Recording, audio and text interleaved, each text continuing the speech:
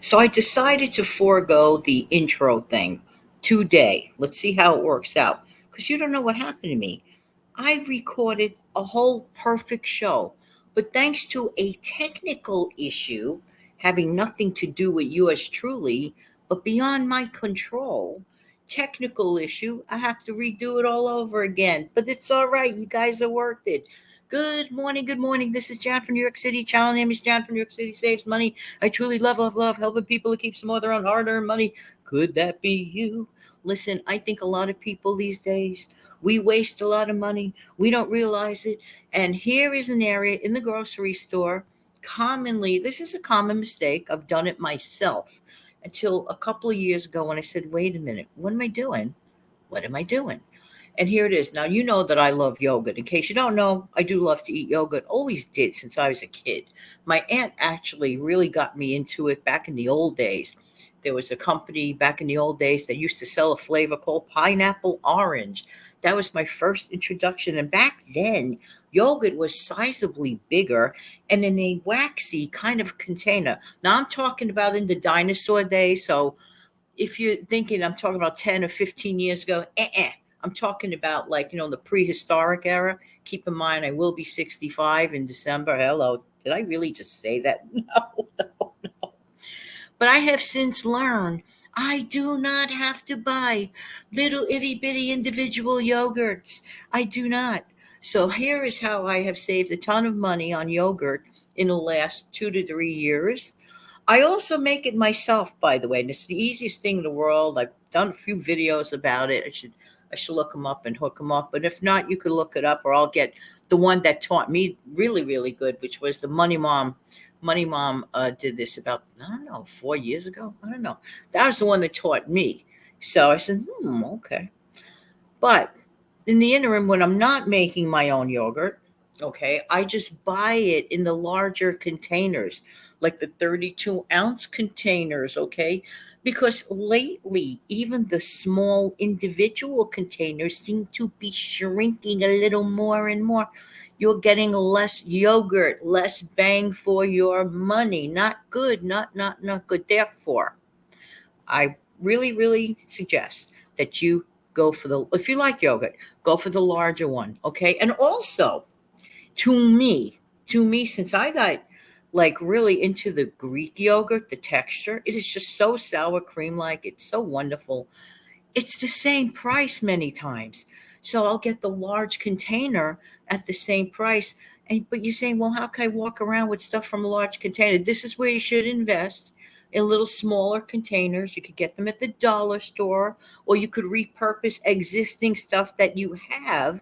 And if you happen to have, you know, smaller containers from the past, well, figure out a way to cover it up. But like I said, just go to the dollar store and pick up a few. Those smaller containers are really a little bit of an inexpensive investment. Over time, it pays for itself. So that's one area. Another area that I think people squander their money without realizing, really without realizing it at all, are these, convenient snacks. What do I mean by that? Like the ones that contain simple stuff, like let's say a buttery type of cracker, or a regular, just a regular plain old cracker, a little square one. And then with it, maybe like some packaged cheese or a packaged processed meat or whatever. You can make your own. Why pay such an exorbitant price when you could pick out your favorites? For example, if you could get your favorite crackers at a good price, and then you can make tons of those. You're regenerating. For example, what I like to do, because I work from home, and please don't get me started on people that order in lunch that work from home. I'm sorry, I can't. I can't. I could get a migraine over that. I don't get it. They're the same ones that scratch their head, but I can't make ends meet. Go to your habits. Go to your habits. I don't mean you personally. If anybody's listening and it hit them like a ton of bricks that, wow, do I order in at home? When a person, all they have to do is walk to that little box in the kitchen, the one that keeps things cold, and slap a little snack or a sandwich together, but want to get back to snack. Sometimes I don't want a full-fledged lunch. Sometimes I'm just as happy with an individual little container of something similar to those pre-packaged snacks. Why should I have to spend a fortune on that when all I have to do, like at the beginning of the month or when I do my main shopping, buy a box of crackers, okay? I love my grapes, my seedless green grapes, crackers, grapes, and perhaps a cheese stick of some sort.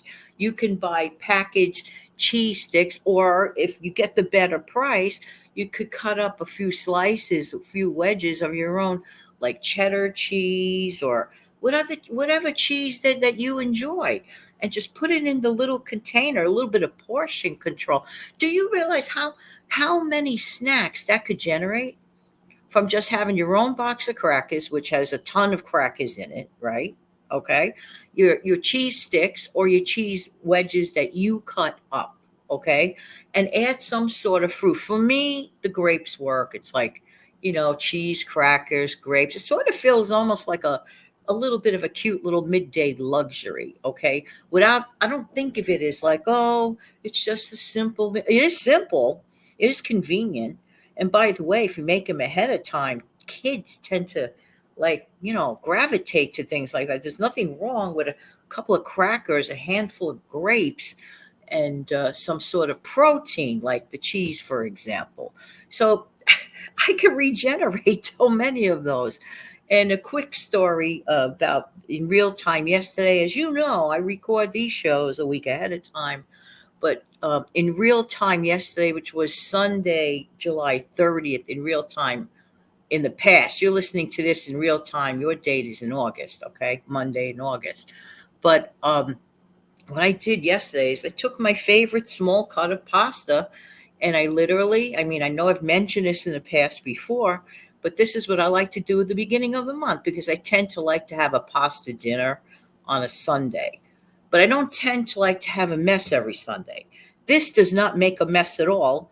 And yet I'm having my pasta dinner already pre planned in the freezer for either Sunday or a busy day when I'm really just not interested in doing anything, just throwing the whole thing in the oven and then I'm done. So one box of pasta, you literally get 8 servings. So within 1 hour, I was able to manufacture my four little containers of pasta plus another container. Get a load of this, plus another container of which I made pasta salad. So the pasta salad I have for a couple days lunch. It could be the main thing or it could be a side thing. That's already sitting in the fridge. The other things I put away. All I did was open up a can of sauce after I strained my pasta noodles.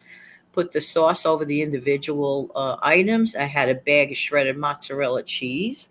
Threw it on that. And by the way, if you're craving pizza but you don't have pizza, you could have what I call pizza pasta. Just throw shredded mozzarella cheese, tomato sauce, and a little bit of garlic powder and oregano. You got your pizza flavored pasta. So that's another option if you're craving that nice oregano and mozzarella melted cheese thing. The only difference is you're not throwing it on top of a pizza. So it does somewhat help the craving. It's very, very inexpensive. There are so many things we could do by doing that. And oh, by the way, I forgot to mention, I had a real time meal from that as well. So in my case, I really portioned it out greatly. I mean, there's no big deal here. All we're doing is boiling pasta there. Everything else is just assembling because you're not going to heat up the sauce. You're just putting it on top of each individual thing. So there are ways and there are ways, and I'm very happy with all the little ways that add up into what? Cash savings. And a good trick to do is to calculate the actual cash savings so you see it in front of you. If you know that an individual pasta, for example, goes to the tune of $4.99 per individual serving, or $4 at the least, okay? If it's on sale, you luck out. But if it's not on sale, it could be about $4 per individual serving. That's really ridiculous, in my opinion. I learned my lesson. I might treat myself, if you will, if it's extremely on sale to one. Not the way like I used to do it. I'm like, no, I'll never go back. You could make one box of pasta and turn it into like four different things. Example, one could be a pasta salad, one could be a macaroni and cheese. This is with the same pasta, by the way. One could be with the ricotta cheese and mozzarella on top. You could have it with a different kind of sauce. Another one could have Alfredo sauce. The sky is the limit. Another one could be with meat and tomato sauce. Put them in the freezer. You are done. And then on the day that I want it, I take it out of the freezer directly, pop it into a round baking pan like you would use to bake a cake. I throw that thing in the oven for at 350. It works for me at 350 for about 30 minutes, 25 to 30 minutes. Just saying, just saying. There you go. But of course, keep an eye on it. Did I just give you enough information to save? And don't forget the beauty part of cut up fruits, cut up vegetables, and have them ready for kids when they come back from school. This is important. And you could put a dollop of peanut butter, pre portioned, not wasted, into these individual containers.